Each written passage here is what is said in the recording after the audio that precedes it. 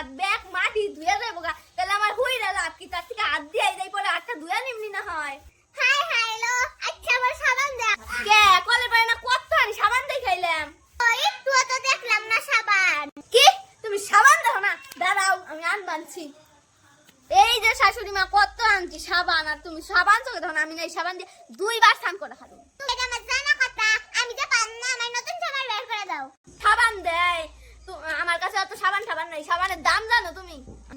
সাবান আমি দিয়ে হারুম না, যে এটুক দিছি ওটুক দিয়ে স্নান করো, তারপর কালকে বের করে যাবো নি নতুন সাবান। আমি আজকে সাবানই দিম না, কোন থেকে যে কিপটা বউ আইছে।